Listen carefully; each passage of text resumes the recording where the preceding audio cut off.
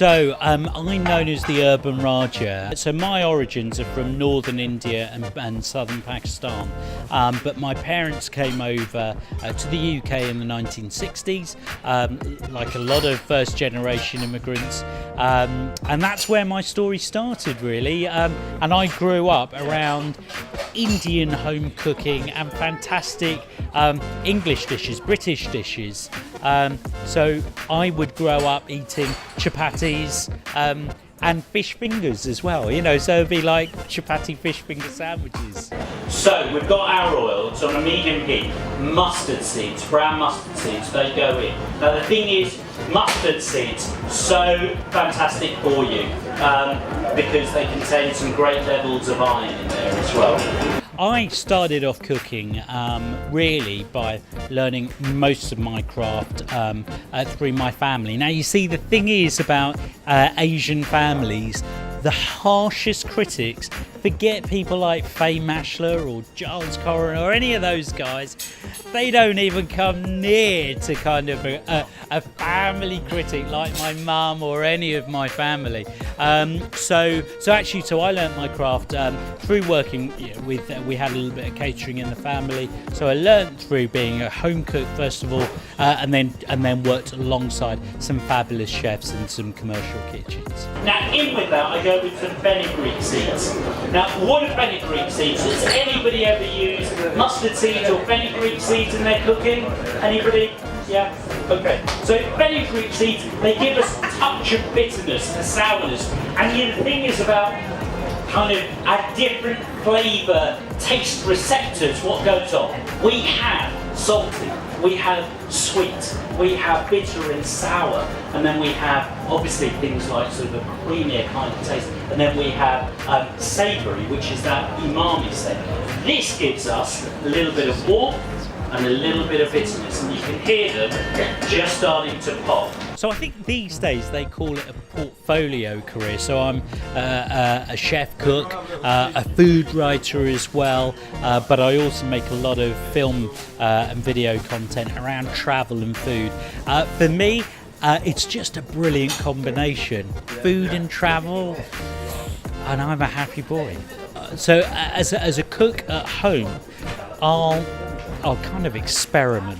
I'm constantly experimenting, and it's either with food that we've just got in and we're not sure what to do with, and so I'll kind of develop, sort of newer recipes. And I work with a lot of development chefs, but at home it tends to be a lot of comfort food as well.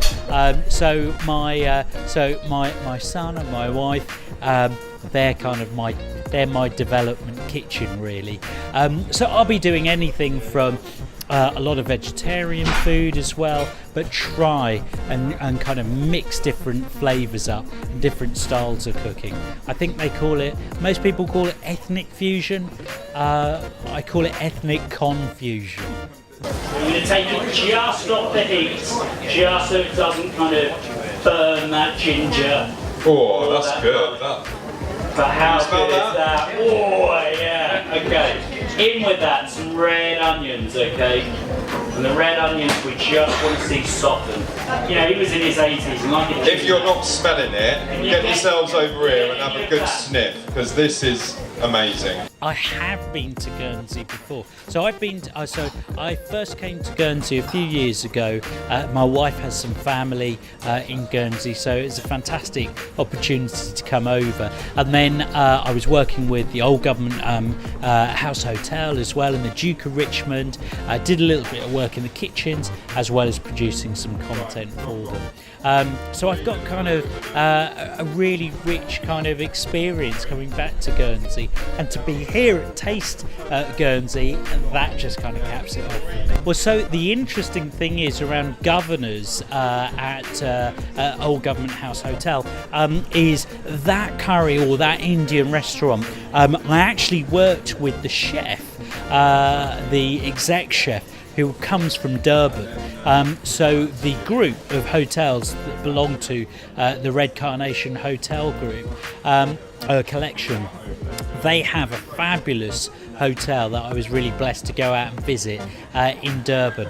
and that is where they develop and deliver some of the tastiest curries I've ever had. So the chef there, Kevin Joseph, he's the exec chef, so I've worked with him and he's developed a range of recipes and the menu for governors. Okay, right, so the turmeric's going to give us a little bit of kind of tartness, a little bit of earthiness. The important thing with turmeric is you have to cook it through.